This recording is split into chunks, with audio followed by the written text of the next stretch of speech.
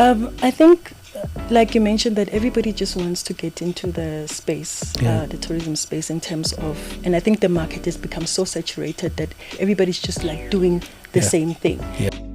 After completing my qualification, I do this internship, and then they tell me that there's going to be a stipend. And I remember my mom asking me, so what are you going to do with this money? And I just said that, I don't know what I'm going to do with this money. There's a program called Executive Development Program for Women in Tourism. Oh, perfect. I was a pilot study for that when I think at the time, the Prime Minister, the Deputy Minister of Tourism was Zandile Nkosi. Yeah, Yes. I remember so that initiative from the Department of Tourism was very, very important because they equip you.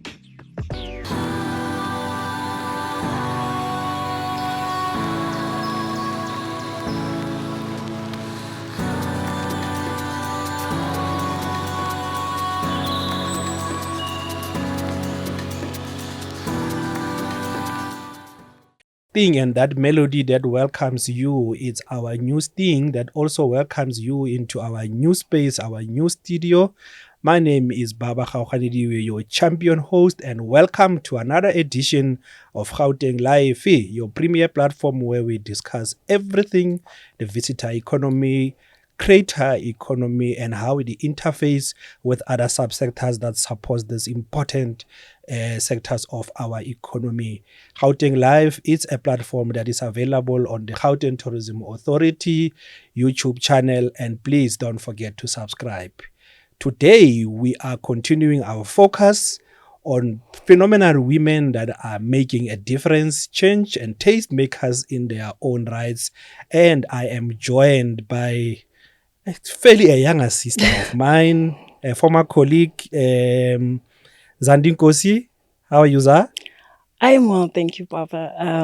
How are you? I'm good. I'm good. I'm just really inspired, and having probably known you for the past probably 17 years. 17 years, that's and correct. Seen you how you have grown, and many others, that came through the ranks of the GTA, started as interns, and now making, that's what just melts my heart, and that's what keeps some of us pushing. And how life has been. Oh man, life has been amazing. There's been a lot of up and downs, growing up, a lot of growth.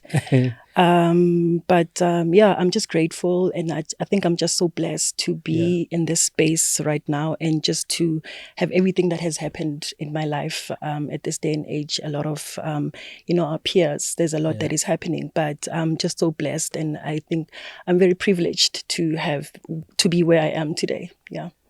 Do you recall how it all started? Probably walking in there or dropping in a CV at the Den office, actually not far from where we are here, in Newtown, just looking for an opportunity. Do you have some fond memories or whatever memories of that time and that period? Baba, I have so many memories of just driving here right now. There was just so much that brought back so many memories. It started, I did my national diploma at UJ. Yes. So I used to travel from Wanderers, taxi rank all the way to Auckland Park, Bunting Road campus. Yeah. And I used to pass the GTA offices here in Newtown. And it never resonated with me that one day I would actually be able to walk into those offices. Okay, fast forward, I then complete my national diploma, and then I get to do my internship at GTA, and I was actually recruited, and I think that's basically where it all started. And now you have to get home and tell whoever at home that first encounter back in Tembisa. Now you have to reveal, and back then I guess even internships it was not clear. Yeah. What is it? Do you have work, or are you volunteering? Yeah. Or you remember, and you have to tell them back home. How was the reception? So, just after matric, just even getting out of that township and just, getting to further your studies was just like a big achievement. And then I did not have a lot of plans what was going to happen after I finished my qualification. But the only thing I knew was that I was studying through NEFSAS, the National Student Financial Aid. My parents were not working. So that was another opportunity for me. So, and then after completing my qualification, I do this internship, and then they tell me that there's going to be a stipend. And I was so excited. Oh, wow. I think then it was like 2,000 rand. Yes. And that it was was a lot of money. It was a lot. I mean, after just paying for my taxi fees and, then the rest was just mine. And I remember my mom asking me, so what are you going to do with this money? And I just said that, I don't know what I'm going to do with this money, but I just remember, I think there was this, in Bramfontein, there was a shop called Legit. I think it's still there. Oh, yeah, Legit, yeah. I spoiled myself. I spoiled myself. The genie and top. Because now I also had to learn to be responsible with money. Which is something that I've never experienced before. I had to learn to save with that, So I think a lot came with that responsibilities. And now you are thrown into the tourism space. You getting to meet so many people, probably getting to travel a little bit, maybe starting domestically, getting to understand the operations in the tourism space. Will you say the sector then, we'll speak about now later, was it primed already for young women, with ambition at a time? So at the time, I don't think so, because I think it should actually start at varsity stage or even at primary school stage, that build up until to high school and university, because you just learn theory. In varsity, they never really prepare you in terms of what's really going to happen in the workplace. So you are literally thrown in the deep end, and you have to learn on the job. The experience you will have, you have the theory, and then you have to just combine the two. But I don't think that the preparation is enough for students post school for them to go into the workplace. But I think that initiatives like mentorship, they play a very important role. If you get into a workplace and then you get someone that can mentor you in terms of where you are and where they see you and your passion and your capabilities of what is it that you can be able to do. So back then, no, but right now I think we are moving towards the right direction. And maybe let's delve deeper into that aspect, especially as we speak about, there might be a lot who are watching and listening to us, as UJ, as one of the best, tourism and hospitality faculty out there, and many others that are there. And you get into a destination marketing organization like the GTA, where you might have studied hospitality. And hospitality tourism in the theoretical space is about how to do frontline desks, how to prepare a bed, how to prepare tables, canteens for breakfast set up, and you get in there. There's not even a bed to prepare. Now you actually have to get into a different space where it's physical interaction, is client relations. You are now thrown into interfacing with people on the other side, and fairly more experienced people, and predominantly white and male. And you are this young female into the space. Your message to those that are just about to complete or have just started their studies, and your message and guide to them on how to prepare for the post-school, post-varsity era in the tourism and hospitality sector. Okay.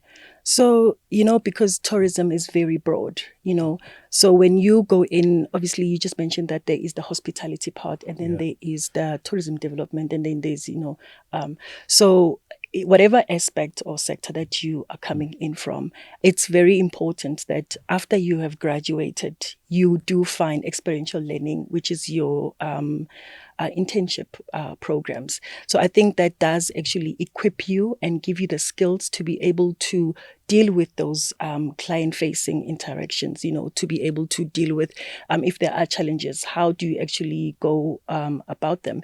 And like I mentioned before, also the mentorship part of it is very important, So there's a program called Executive Development Program for Women in Tourism. Oh, perfect, I was a pilot study for that when I think at the time, the Prime Minister, the Deputy Minister of Tourism was Thokozile Xasa. Yeah, yes. So that initiative from the Department of Tourism was very, very important because they equip you, they give you the management skills, they give you all the knowledge that you are going to need into when you actually get out of school and you are now going into the workplace, whether corporate tourism, but you have the necessary, skills to be able to get in there. Absolutely. So it's very important for mentorship programs like this. So taking it a little bit back also, so all this, your studies, now you are exposed at the GTA, providing service, providing support, but also coupled with your background from Ekasi, the Hood is a place where is an informal teaching. It shapes you, you become battered and prepared.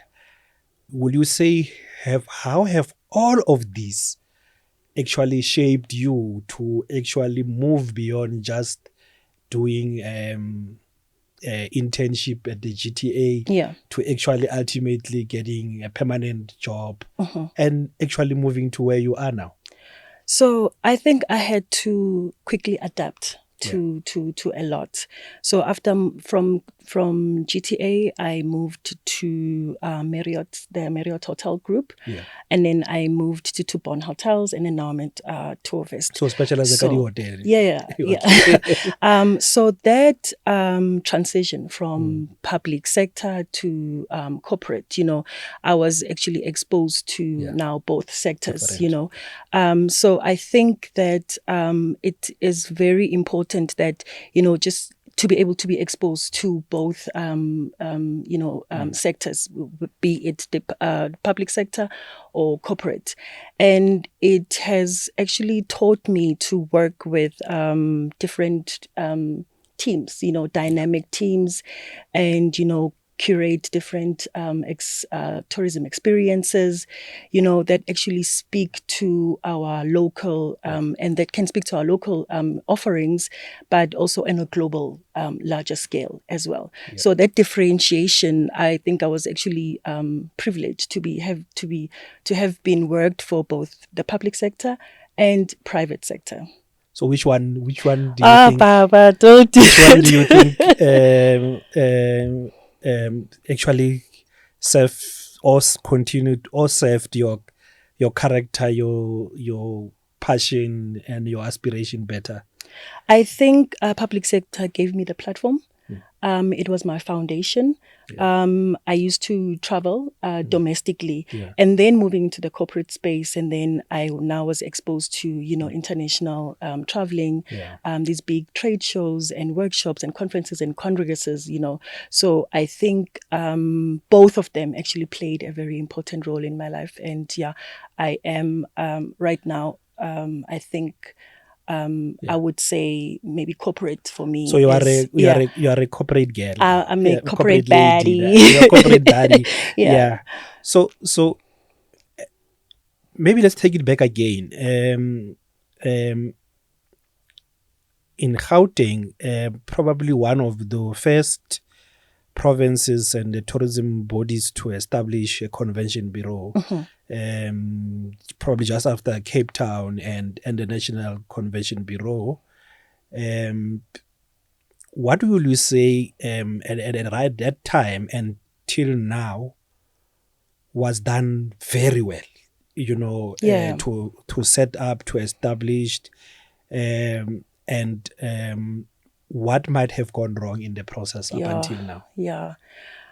Gauteng for me, it's, we've learned that it's always been the gateway to Africa, the heartbeat of Africa, the hub for your business events, and I think we initially we got it right, because we hosted the 2010 World FIFA Cup, World Cup, and then before that there was the cricket Rugby World Cup in '95. Remember the soccer Correct. Those are global events. So I think we had the capacity, the resources, and the accessibility as well.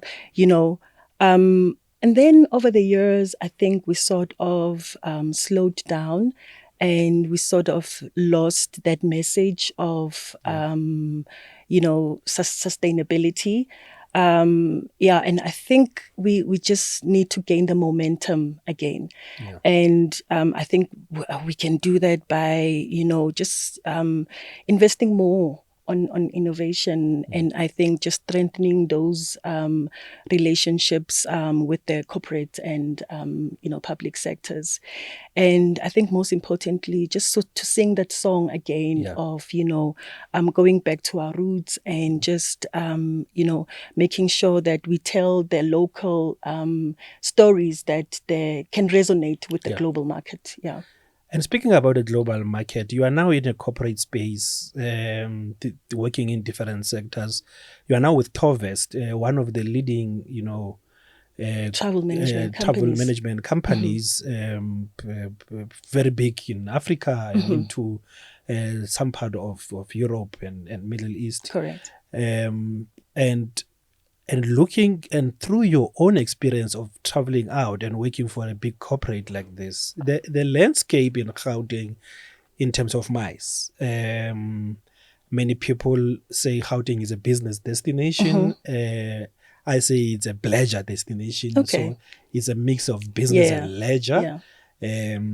So with the convention centers, the Galagas of this world, the Nasrec of this world, how best can Gauteng leverage what you are seeing happening in the global corporate mice space, especially around the infrastructure that we have, and the skill set that is housed in this province? I think we have the resources. We just need to capitalize on them. We have the infrastructure. We just need to capitalize on that.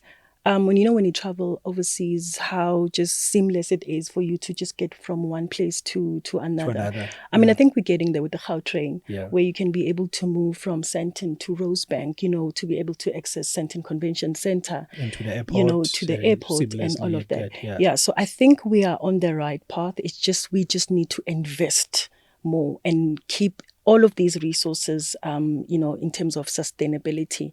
And we have beautiful venues, meeting venues. We've got from a meeting venue that can host 5 people in terms of a boardroom, to a big convention center like your Sandton Convention Centers, that can host thousands of people and delegates. So I think we do have the right, resources.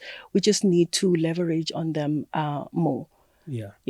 So if we look at let's take the domestic or regional or national corporate market, and especially in the mice space, and how the local, dynamics and what has been institutionalized as a culture. So we in South Africa, we drive our own in cars. With the challenge of public transport, we hardly use public transport.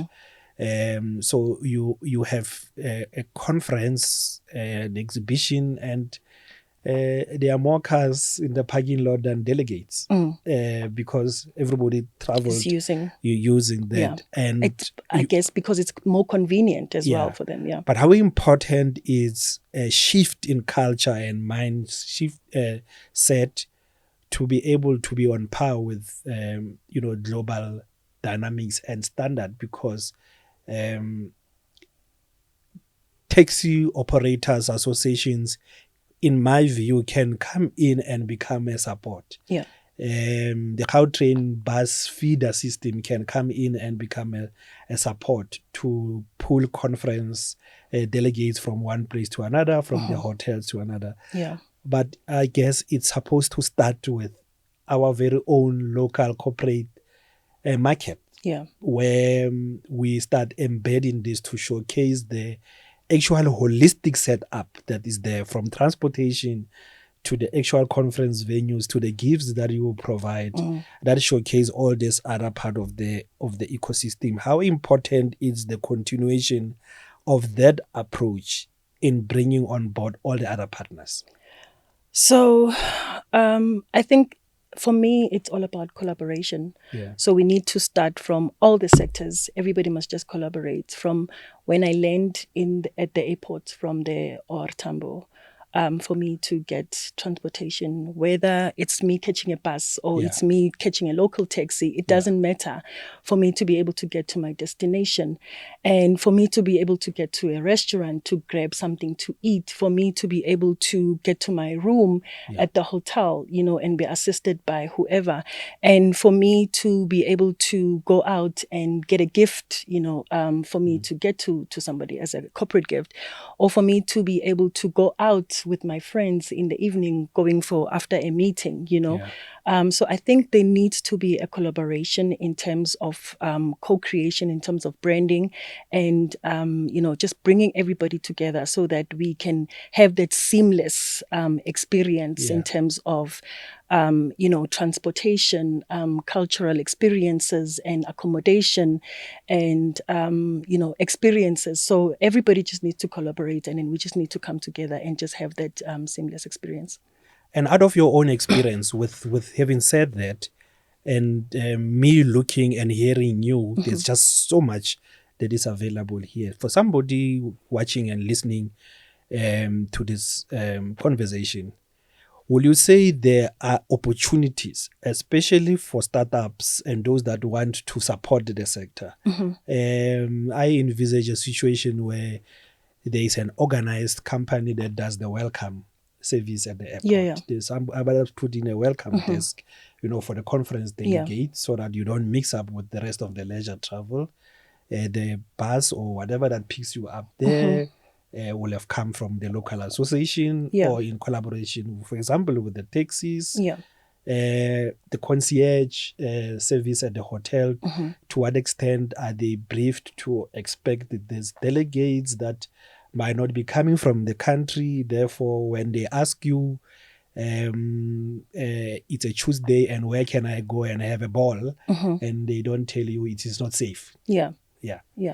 So I think I've had the pleasure of working with a lot of SMMEs, both in corporate and in public sector.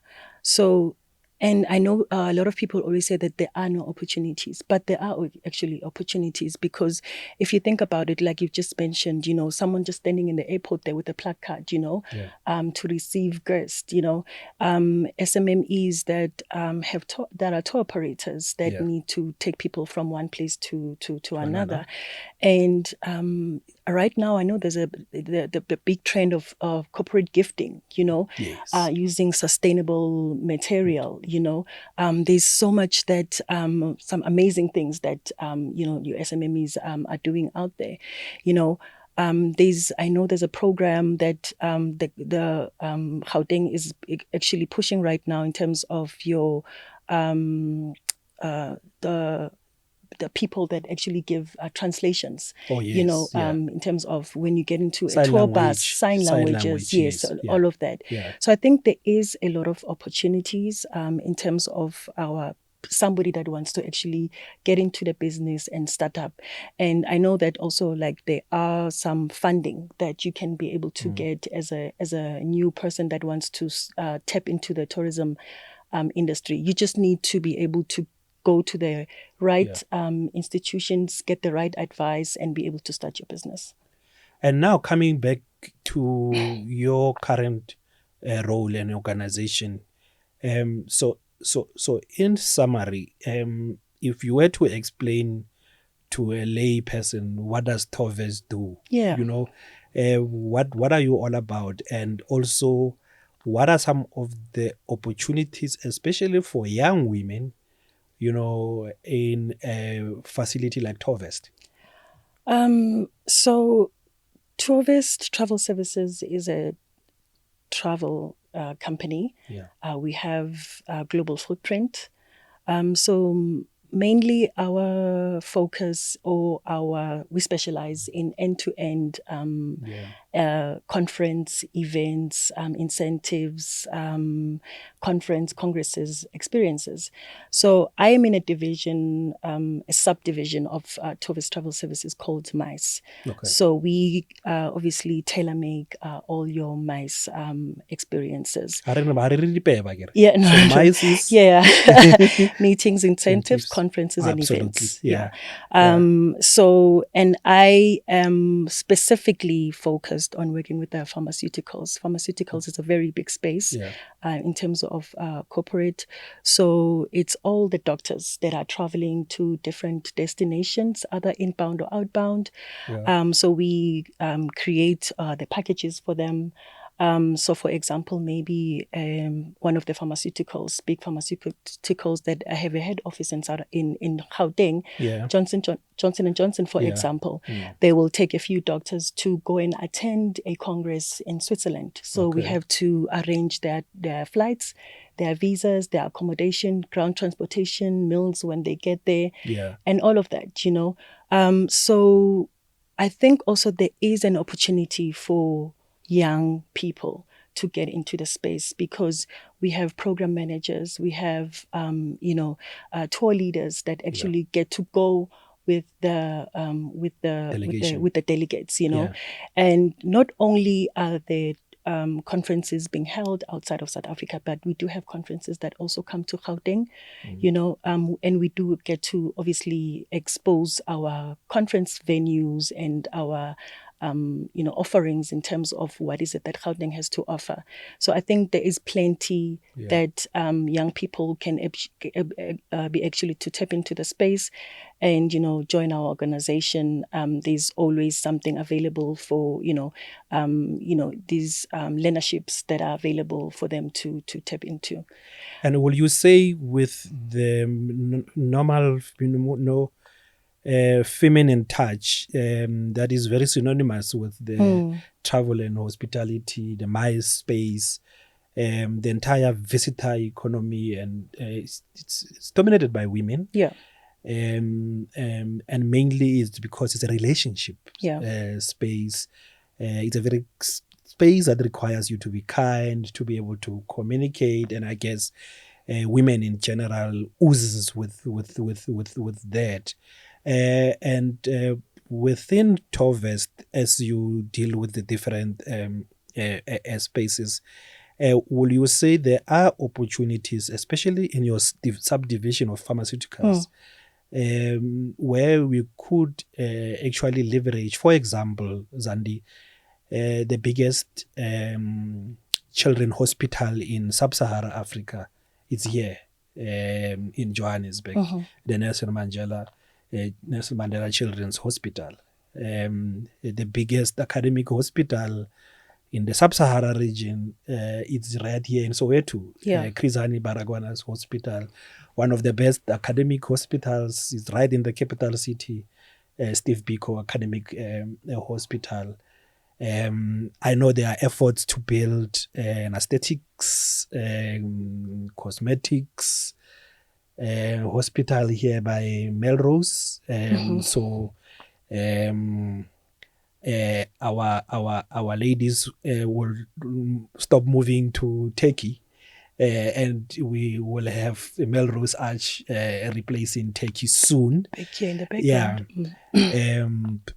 But will you say there are opportunities not just for building specific skill sets in the MICE space under pharmaceuticals, but also hosting specifically designed conferences and exhibitions that could leverage on these capabilities of some of the facilities you have? I guess when you attending a conference 2-3 days, and it's linked to a facility that adds into experiential showcase for your conference. Yeah.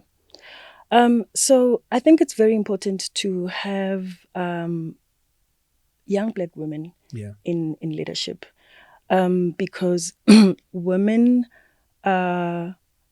bring very fresh perspective, and they have empathy, and they most of the time are able to bring in a lot of young people that can be able to give them mentorship, and be able to give them those opportunities. So when I see a young Black woman sitting in a boardroom, making decisions, and making decisions in terms of strategic partnerships, and I think it gives a lot of young women that courage and confidence to be able to say that, I think that there is, an opportunity for me to be able to get into this sector of tourism, especially in MICE. But just to go back to your question, the facilities that we have, I think there are multi, purpose. For example, if you go to Pretoria, or if you go to Joburg, if you go to the OR Tambo precinct, there's so many facilities that you can be able to do so much at the same time, without necessarily having to moving from one place to another. 100. So I think that is one of the things that we can actually showcase in our province, that our venues are actually multi-purpose, and you can be able to do so much, and just to convert the space into so many things. So when you say there's business, in the MICE sector, in the pharmaceuticals and ultimately medical tourism space, for destination marketing companies, tour operators, PCOs, professional conference organizers that are looking into that space. Yeah, I mean, I think there is opportunities everywhere. You just have to know exactly find the gap into the market, and be able to just maximize on it. So in pharmaceuticals, I think it's very corporate, it's very business-like. So you think that it's just people like doctors that are traveling, and they're very serious. But I think after that, they are also just like ordinary people. They want to go out, they want to be able to experience the destination that they are in. They want to be able to move from one place to another. One of the things that I've actually also encountered is the fact that they don't want to spend a lot of time inside the hotel. They want to be able to go to different places, so it's not your typical corporate people that just come to, a conference or a congress, and then after that they leave. But after that, they have that authentic local experience. So for our colleagues at health, for example, like I've said, with so many tertiary and academic hospitals and other private institutions, I mean, we know in Gauteng a lot of heads of states, especially from the continent, the region, if there's an urgent medical attention, they come down here. With the infrastructure from Lanseria Airport, medical rescue ambulances. We did a site visit to Magalies just the other week, and the facility there, the Valley Lodge, they were showing us they were showing us a helipad where the helicopter is able to land. And they were telling us that this is actually what set us apart. Because if there were to be something, God forbidden, happening to a guest, and the guest need to be airlifted, to a medical facility, the lodge, the hotel has that capability for a chopper to land, So coming back to your pharmaceutical and the medical space, where you are pulling in incentives, putting in both inbound conferences and exhibitions and outside, is there a role for especially the public sector, institutions and practitioners in helping solidify, this pharmaceutical subsector within the MySpace from your organization that you are responsible for? Like I was saying, when the conference is here and it's next to a medical facility, you are able to design a program of the conference that include, site visits to the facility that helps in, bringing the conference closer to, the real life situation. Yeah. So what I've also noticed, Baba, is the fact that we don't only have our public institutions that only are just a hospital or, just a facility for medical attention. But I've seen that most of our medical facilities, like right now, they build them in such a way that the infrastructure is able to cater for, just having a conference or a meeting, or for people to come through and do a site inspection, So if you would have a normal situation where you're having a conference at a hotel or at a conference venue. You have it at the hospital because they do have those facilities right now. So I think we are moving into a space right now where we are actually shifting from the normal way of doing things into being now creative and just bringing those different aspects into one, and just seeing that how can we best have that offering that is different, because we want to sell something that is different. So we have those institutions now. We're able to bring in doctors. They can have their congress there, they can have their conference, and then after that they can go out into the same facility, be able to do something else different. And I guess now with the culture of giving responsible practices, we've seen post-COVID, travelers and people, conferences and exhibitions that includes a dedicated course. We've seen others wanting to volunteer in the destinations that they are visiting, or they are hosting their conferences. Will you say this provides a platform actually for such, and probably even the mentorship approach that you were referring to earlier? Now you have doctors from all over. Or you have heart surgeons that are coming in, and they are at Grooteskier, and there's this big story and history about this hospital and Chris Barnard and the first heart surgeon, and now there are these surgeons from all over the world that now interface with the surgeons, not just at the conference but at the facility. I guess this provides also for the extension of that mentorship program. The mentorship program is very important because I think with the pharmaceutical space, it's very regulated and very restricting at some point. But that opportunity is there for when you just mentioned that when these delegates come to South Africa, they are not expected that after the conference, then they leave, they go back home. So, but there is some sustainable campaigns that they have to leave some sort of legacy, so that mentorship does come through. So you find that there will also be doctors that will come through and say that, they have opportunities back home in their home countries where they can take a few students with them and take them and, be able to put them into provide a package for them, and then they come back and then they have those skills if they wanted to, just get into that tourism industry or the medical industry. But I think there is that sustainability after the whole experience when they're here. And I guess everybody now with the the world turning into what all of us not envisage it to be, we can do with a little bit of, care, a little bit of support, and a course, that it's. So let's get into the challenges and beyond Toves, Zandi, just in this specific space.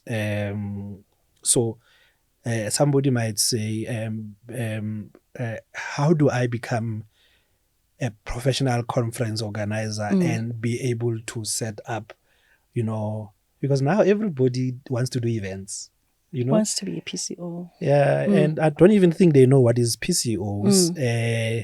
They might ultimately become PCOs, but they are not aware. Yeah.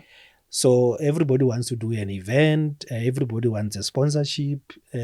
So I always ask, again, I get a lot of this, and somebody says, no, ke kopa tjhelete re batla support to do this event. And I says, okay, how much are you putting in? And he says, no, I need money from you. I says, and then whose event is this? And he says, mine. But how can be your event and you're not putting it anything? So these are some of the things. But for those that wants to step by step want to become, be able to provide a support, a service to a space like yours, because I guess you need professional event organizers, professional exhibitions organizers, somebody who knows the difference between leisure travelers and business travelers, that you are working with an itinerary, you are working with specific timelines, and you are working within a specific sector. Your guide and message to them as to how to go about this? I think, like you mentioned, that everybody just wants to get into the space, the tourism space, in terms of, and I think the market has become so saturated that you find so many tour operators, you find so many PCOs. Everybody's just like doing the same thing. And then we have this database of just so many people, and they're all offering the very same thing, So I think first you just need to find the gap into the market in terms of what is it that I can do differently, or what is the what are our opportunities out there in terms of, since everybody's doing the same thing, what is it that I can be able to offer that is different, bring into the market, And I think in our space, most of the time we work with DMOs, destination marketing organizations, where we need assistance with, because they know the destination so well, better than us. Then they're able to create accurate packages for us in terms of from point one to B, what is it that needs to be done, because they know the destination better than us. So I think that would be a starting point. And in terms of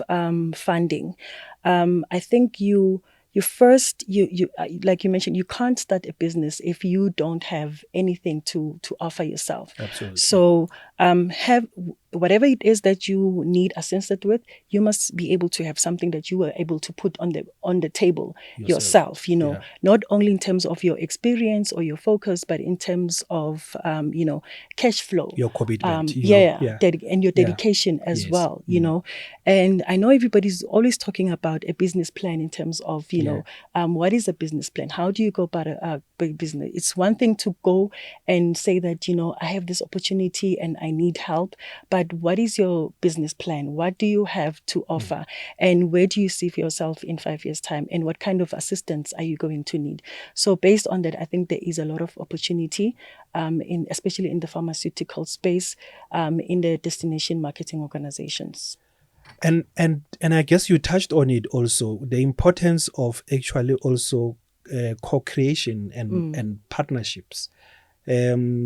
And you might have some DMC supporting you. You might have others. Let's take, for example, there's the DMC that specializes in itineraries development, hosting, services, and you have this nurses, or you have these pharmacists that are here for the conference. From different countries. So they are able to create an itinerary that says, post the conference, we're going to take you to here, we're going to take you to the lion parks and the gold reef cities of this world. But how do you then balance that with somebody who says, we are actually offering cultural entertainment? We will take you to Konga and be able to see a Mohodu and an ace of spade being paired, and is normal, in our location. I guess there is an opportunity there for collaboration, for co-creation, so that when you deal with what you said, identifying your niche, it doesn't just blocks you in that corner, but it allows you to have what is a niche and pay it with others, so that you are able to ultimately have delegates that have a fulfilled experience and want to return now as leisure travelers into the destination. Yeah. I think at the end of the day, it's all about collaboration. All these experts need to collaborate because no man can be able to do this alone. You need to collaborate with different institutions. You need to collaborate with different exhibitions in terms of what is it that you are offering. So at the end of the day, you are able to create that co-branding, that co-creation, in terms of everybody just coming together into that's having that seamless experience. And I think we are also at the point where we need to be able to compete with our international experiences, so that people actually know that we can actually offer a unique different local experience that you can never find anywhere else, but only when you come to our destination. I will not let you leave before asking you this, especially that you are in the pharmaceutical space. Not that you are responsible for medication, but you are in the mice space where you host. Do you see the indigenous meds space and practitioners coming on board? Because for me, that's one of the unique things that is in the African continent. Somebody was asking, what is a Sanusi, a credo mutua type who predicts, who shares, who able to see, who's able to tell you where the actual medication ingredients are, where the plants are. And we have these big multinationals that comes in, takes them, repackage them into a very dreadful pills and syrups, that we then consume after being repurposed from our own indigenous stuff. Do you see any shift in how that sector, and for example, will your division be keen to putting up a conference of indigenous medicine practitioners that brings all the medical practitioners from the continent on board to deal or talk or present alternative, medicine regime? Pharmacy and pharmaceuticals, we know that they do drugs, be it it's just your regulated drugs that you find in the drugstore, your pharmacies. But I think whether you're using a natural remedy or a drug, at the end of the day, I think they're all just using the natural resources to be able to create this drug. So I do see an opportunity where there's big pharmaceutical companies coming together, with your local that they're sitting there in the corner with his mohalakani. Absolutely. And because at the end of the day, they are using the same natural resources. So in terms of how do they then make sure that they come together, and we have this now collaboration between the indigenous guys and the corporate or the standardized way of doing things. So I think there is also an opportunity there to bring them together and see what is it that they can be able to do, because as much as they are sitting in their own offices, creating all these in their fancy laboratories, creating all these drugs, but there is also that they're sitting in the corner who is crafting or mixing his medication in terms of what needs to be done. At the end of the day, they they both do the same thing. I need a natural remedy that can be able to cure me for my headache, but we're just using different resources and facilities. So it's just a matter of just bringing the two together and seeing how maybe they can be able to work together. 100. And I guess I've seen, for example, in India, how that has been able to be mainstreamed. Yeah. And I guess that's why India is one of Yeah. the big markets, Yeah. especially in that space. And nobody looks down Exactly. on traditional medicines and the sector. It's brought together. There's no one called local, another one international. Yeah. They are all offerings that are pulled together. And South Africa and Africa, I guess there lies an opportunity to everyone who says what are the opportunities in the maize pharmaceutical space. There we go. I remember we were doing a tour in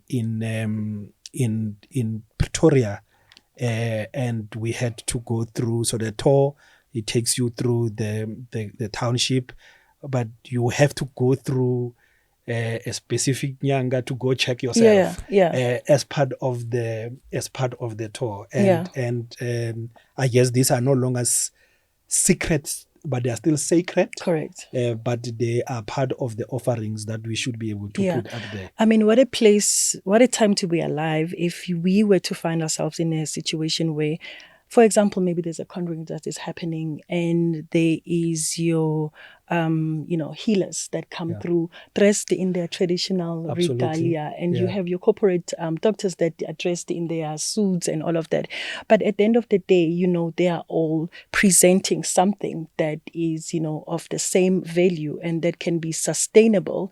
But it doesn't matter, like you just said, it doesn't matter where you come from, and you shouldn't look down on the fact that one is this one and one is this one.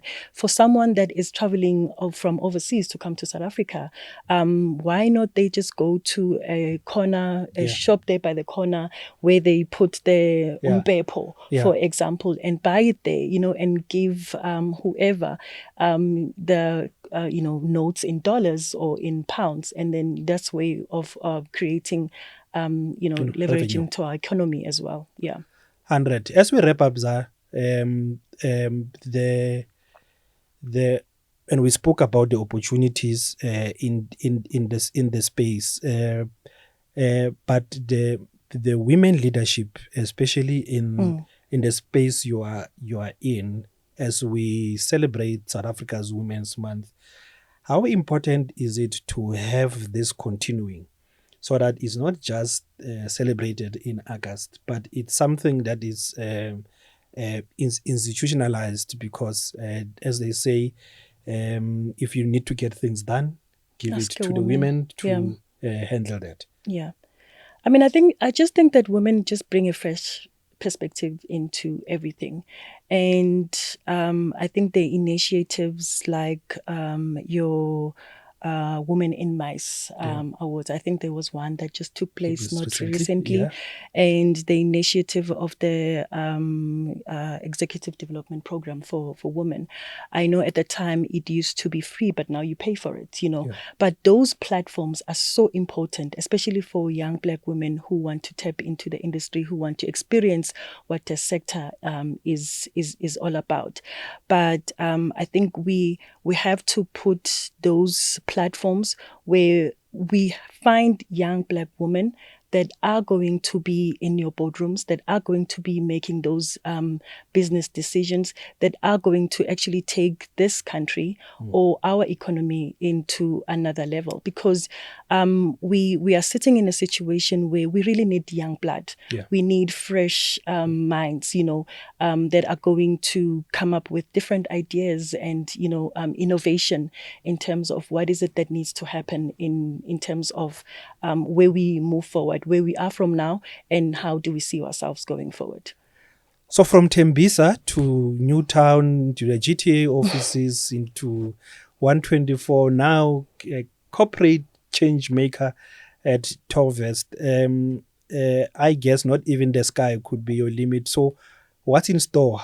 When we invite you again in the next 18 months, where will you be? Look, Baba, I think after I did my in terms of my qualifications, I did my B Tech at TUT. Yeah. And then I did my postgrad again in TUT again. So now I want to further my studies again and just complete my master's degree. But I think the sky's the limit. I do actually want to, make a difference in terms of the environment where I am right now, especially just bringing a lot of transformation and, into the environment where I am, and just bringing in more, young people into the space. And, I'm a product of mentorship. And I believe in mentorship because it just gives you those skills, from someone who's been in those experiences that can actually guide you and support you in terms towards your goal and achievements. So yeah, I want to be able to, have a few mentees that I can be able to bring on board and see where we go. Yeah. So I guess while being in corporate space, being responsible for very serious sector like pharmaceuticals, working with doctors and all this, you are a Tembisa born and bred. You are a true embodiment of GP lifestyle.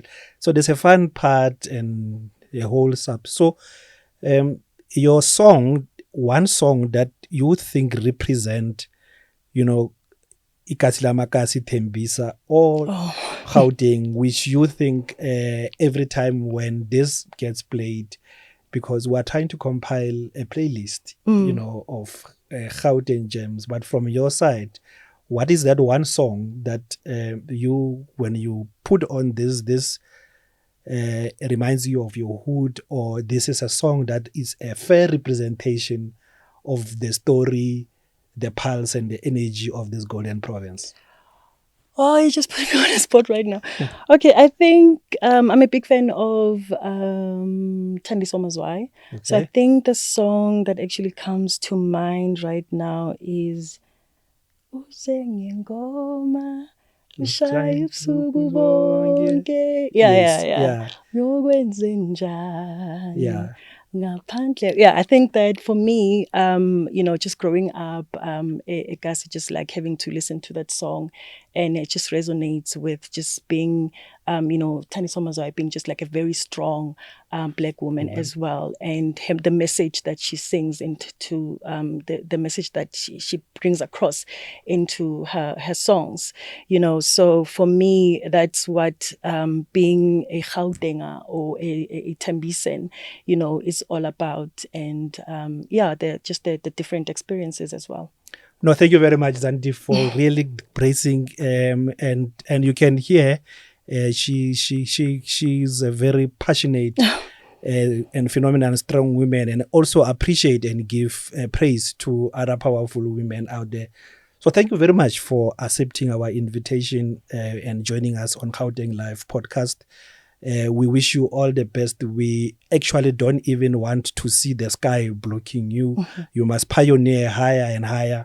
Let us know when you get those mentees, and let's see how far they go. But we are really thankful for having you there, and we believe in your capabilities that they will also multiply and follow in the footsteps of the phenomenal women that marched to the Union Building in 1956 and led to other women taking the struggle forward. Abu Mama Winnie Madikizela Mandela, with Thandiso's song truly reflecting the power that is housed in our phenomenal women. Thank you for joining us. Thank you so much, Chanzi.